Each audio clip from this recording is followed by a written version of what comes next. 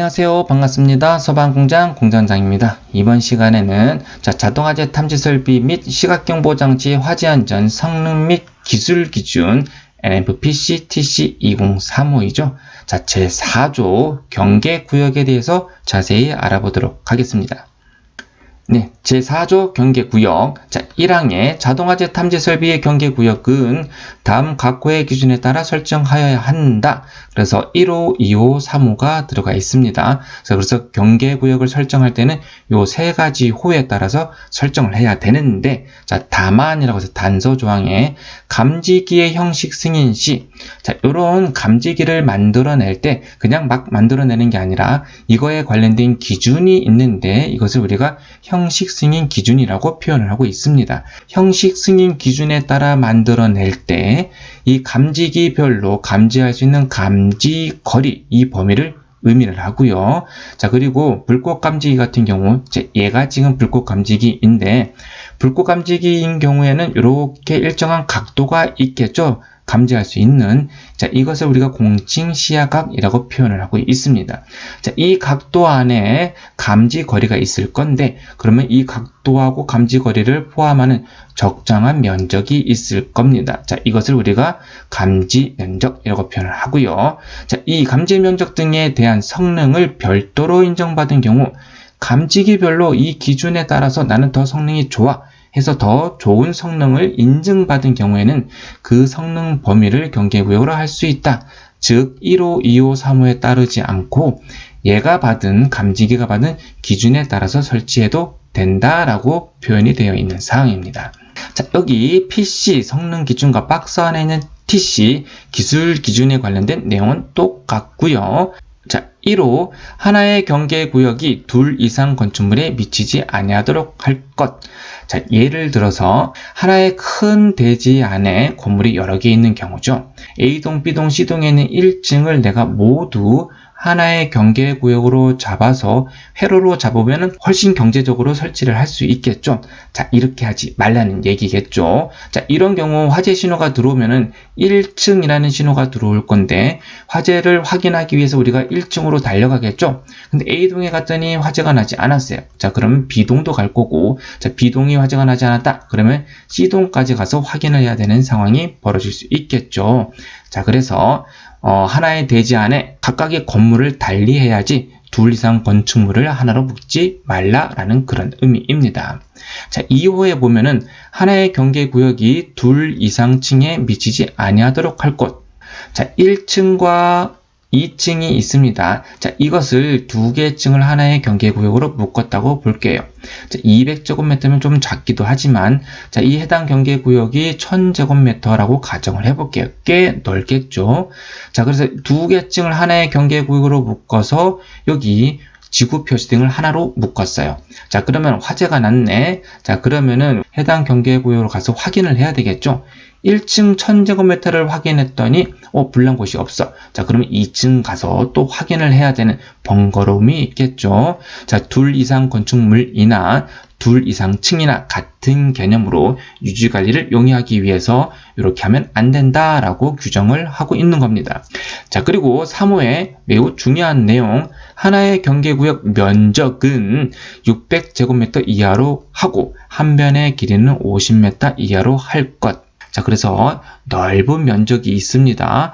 이게 만약에 1000제곱미터이다 라고 하면은 경계구역을 몇 개로 해야 될까요? 600으로 나누게 되면은 1점 몇 나오겠죠. 그래서 두 개의 경계구역으로 해야 된다라는 그런 의미입니다. 그런데 얘를 이렇게 잘랐어요. 그래서 500제곱미터에서 두 개의 경계구역으로 나눠 놨는데, 이 한 변의 길이가, 여기는 50m, 여기가 만약에 60m라고 가정을 하겠습니다. 그럼 여기 반이니까 반은 25m이겠죠. 그런데 경계구역을 이렇게 잘라놨더니, 이 부분의 길이가 60m예요. 한 변의 길이가 50m를 넘게 되겠죠. 여기서 규정을 50m로 했으니까, 이런 경우에는 50m가 넘지 않도록 한 번 더 잘라서 경계구역을 달리 하라라는 그런 의미를 갖고 있다. 그래서 이런 크기가 있다라고 하면은 경계구역을 하나, 둘, 셋, 4개 이렇게 나눠야 되는 부분들이 발생할 수도 있겠네요. 자, 그래서 1층의 면적이 700제곱미터이다. 그냥 한 변의 길이는 무시할 거고요. 700제곱미터에다 그럼 몇 개의 경계구역으로 해야 된다?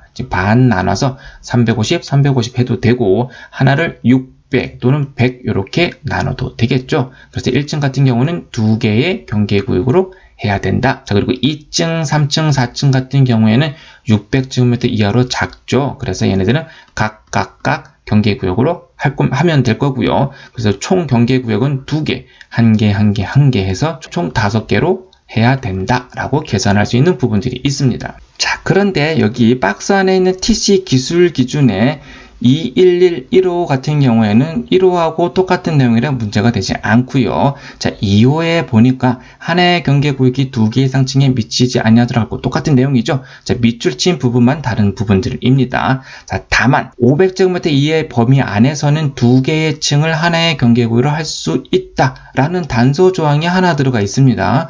자, 요게 뭐냐? 자, 요 그림에서 1층과 2층의 바닥 면적 합계는 1000제곱미터이니까 500을 넘어가니 당연히 별도로 경계구역을 해야 되겠죠. 자, 그런데 3층과 4층을 한번 볼게요. 2개를 합쳤더니 350제곱미터로 자, 500제곱미터 이하를 만족합니다. 그죠? 자, 단서 조항에 따라서 500제곱미터 이하의 범위 안에서는 이 2개의 층을 묶어서 수신기에 하나의 지구 표시 등 하나의 경계구역으로 할 수 있다라고 정의를 하고 있는 사항입니다. 자, 이런 상황은 극히 드물게 발생하고 있는데, 자, 우리 뒤에서 공부하시겠지만 발신기 같은 경우에는 각 층마다 설치하라는 기준이 들어가 있습니다. 자, 그래서 발신기에서 감지기가 연결돼서 설치되기 때문에 감지기는 무조건 층별로 설치될 수밖에 없어요. 그래서 경계구역도 각 층별로 나눠질 수밖에 없는데, 자, 요 단서 조항이 가끔 어떤 현상에서 벌어지냐? 현장에 가 보면은 자, 1층, 2층, 3층은 일반 우리 거실, 사람들이 사용하는 거실로 사용하지만 자, 옥탑층 같은 경우에, 지붕층 같은 경우에 일부를 기계실이나 뭐 수조실로 쓰게 되면서 조그만 공간이 하나 있는 경우가 있습니다. 자, 그런 경우에 한해서 요 2개 층을 하나로 묶어도 된다라는 기준들이 들어가 있는데, 우린 층별로 각 경계구역을 달리 잡고 있기 때문에 자, 이런 사항은 거의 벌어지지 않는다. 일본에 관련된 규정에 보면요, 우리 지붕에 이렇게 박공 지붕으로 된 경우가 있으면은 이 지붕 위에도 감지기를 설치하라는 기준이 있습니다. 자, 그런 경우에 한해서는 이 2개의 층을 하나의 경계구역으로 해도 된다라는 그런 관련된 사항이 있습니다. 국내 규정에는 맞지 않더라. 될 수 있으면 각 층별로 경계구역을 하는 것이 용이하겠죠. 유지관리상. 자, 여기서 한 변의 길이라는 게 50m 이하였잖아요. 자, 우리 이렇게 사각형 형태이든 직사각형 형태이든 경우가 있을 수 있겠죠. 자, 이런 경우에는 대각선의 길이가 한 변의 길이가 더 길겠죠. 그래서 대각선의 길이를 한 변의 길이로 본다. 자, 이런 타원형 같은 경우에 이런 실이 있다고 하면은 이 타원형의 요 부분들이 가장 긴 한 변의 길이가 될 것입니다. 자, 이렇게 다각형인 경우에도 각 변의 길이가 가장 긴 부분을 우리가 한 변의 길이로 정의하고 있다. 자, 여기 보시면은 자, 600제곱미터 이하로 하고잖아요. 그죠? 자, 그래서 이 하나의 경계구역이 600제곱미터도 만족을 해야 되고 플러스 한 변의 길이도 50m 이하도 되어야 된다는 얘기입니다. 자, 이게 예를 들어서 여기가 60m이고 자, 이게 만약에 300제곱미터라고 하겠습니다. 면적이. 자, 면적이 600제곱미터 이하이니까 만족을 하죠. 자, 그런데 한 변의 길이가 50m를 넘어갑니다. 자, 이런 경우에는 면적이 300제곱미터 이하이지만 한 변의 길이가 60m를 넘어가기 때문에 이거를 잘라서 경계구역을 해야 된다라는 개념입니다. 그래서 600제곱미터 이하도 만족하고 한 변의 길이 50m도 만족해야 된다는 것을 꼭 기억해 주시면 좋겠습니다. 자, 단서 조항의 다만이라고 해서 해당 특정 소방 대상물의 주된 출입구에서 그 내부 전체가 보이는 것에 있어서는 자, 이렇게 우리 고등학교나 대학교 이런 체육관 강당 같은 게 있겠죠. 자, 이런 내부에 자, 외부로 통하는 문이 이렇게 있을 겁니다. 자, 이 문을 열어서 보았더니, 자, 이 실내가 전체가 다 잘 보여요.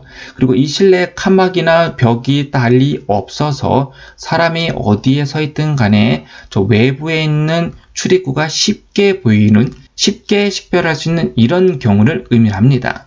자, 그래서 자, 특정 소방 대상물의 출입구에서 그 내부 전체가 보이는 것에 있어서는 한 변의 길이가 50m 이하. 자, 이런 경우도 한 변의 길이는 50m 이하여야 하고요. 하지만 이 면적은 최대 몇 제곱미터? 1000제곱미터까지 할 수 있다. 자, 기준은 600제곱미터이지만 자, 이렇게 펑 터져서 출입구를 쉽게 확인할 수 있는 경우에는 피난이 비교적 용이하기 때문에 경계구역을 몇 가지 1000제곱미터까지 완화를 해주고 있다라고 보시면 될 것 같습니다. 자, 그래서 우리 1호, 2호, 3호 중에서도 3호 규정이 매우 중요한 부분입니다. 자, 이것을 이용해서 문제도 많이 만들 수 있기 때문에 꼭 기억을 해주시면 좋을 것 같습니다. 자, 이렇게 한 변의 길이가 50m를 넘어가게 되면은, 그죠? 잘라야 된다고 했죠. 경계구역을 하나, 두 개로 잘라야 되더라. 왜? 한 변의 길이가 50m가 넘어가기 때문에 그렇다. 네, 2항. 자, 계단, 경사로, 엘리베이터 승강로, 린넨슈트, 파이프, 피트 및 덕트. 자, 계단이라는 것은 옆에 그림에 보이는 위아래로 내릴 수 있는 계단. 자, 우리가 계단이 이렇게 내려가는 것도 있지만 우리 경사로 슬로프로 돼서 이렇게 내려가는 경사로도 있겠죠. 자, 경사로 중에서도 에스컬레이터 경사로도 포함한다고 되어 있습니다. 자, 엘리베이터. 자, 요런 엘리베이터. 자, 린넨슈트라고 해가지고 우리 병원이나 아니면 숙박시설 같은 경우에 우리 세탁물 같은 경우를 던져서 아래 세탁실로 보내는 부분들을 우리가 린넨슈트라고 표현을 하고 있습니다. 이렇게 수직 공간에 린넨슈트도 있겠지만 어떤 파이프가 다니는 길도 있을 거고요. 파이프 피트, 어떤 덕트 라인이 지나다니는 데도 있을 겁니다. 자, 파이프 피트 및 덕트 그런 부분들을 의미를 하고 있다.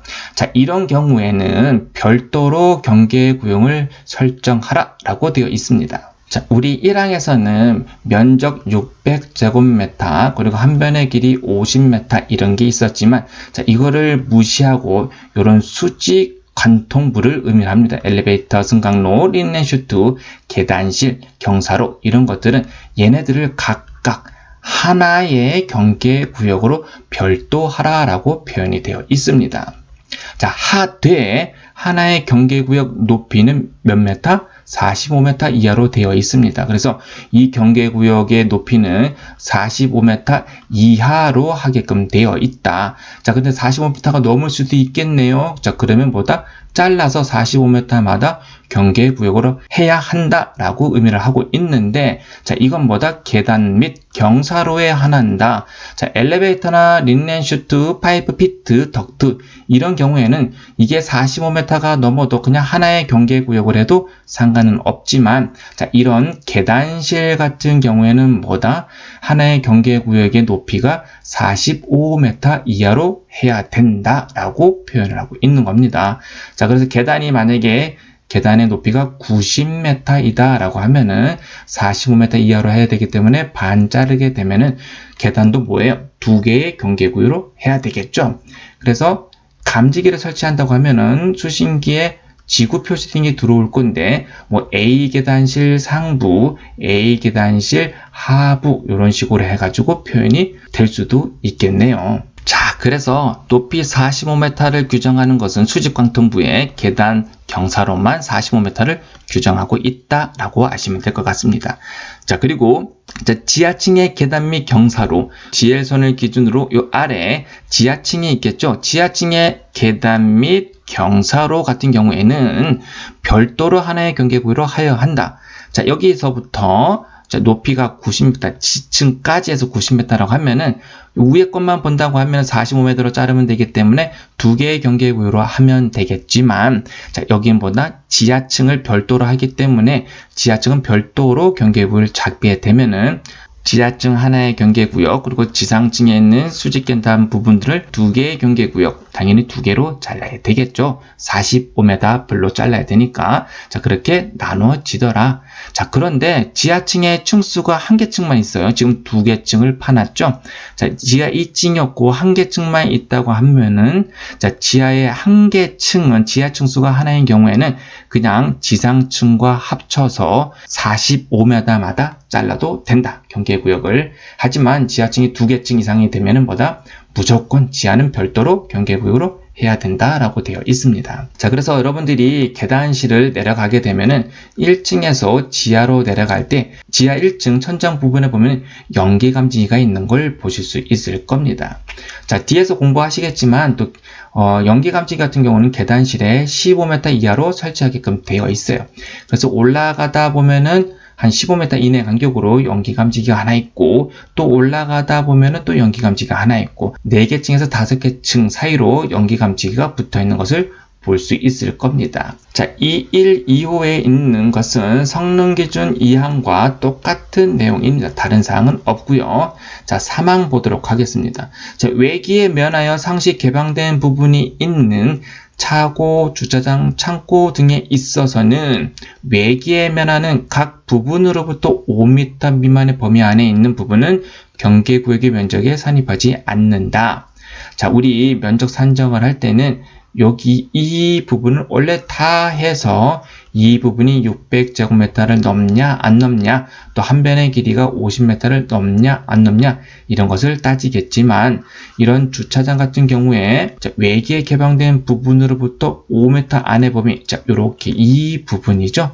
자, 이 부분은 빼고 이 부분, 녹색 부분에 있는 부분만 면적에 산정해서 경계구역을 달리하면 된다라고 표현이 되어 있습니다. 자, 이거는 한 면이 다 터져 있으니까 외기에서 5m 이제 들어가서 면적을 산정하면 되지만, 자, 이런 경우 옆에 있는 그림을 보게 되면은, 자, 외기에 면한 부분이 중간에 어느 정도 부분밖에 없죠. 자, 이런 경우에는 여기 벽 끝쪽으로부터 해서 5m 들어가고, 이 끝쪽에서부터 5m 들어가서, 그리고 외벽에서 또 5m 들어간 부분, 자, 이렇게 이 부분을 전체 면적에서 빼서 경계구역 면적에 선정할 때 넣을 수 있다. 자, 간단하게 우리 경계구역 면적을 산정을 할 때, 요거 이 부분이 약간 헷갈릴 수 있는 부분이니까 비교해서 보시면 좋을 것 같습니다.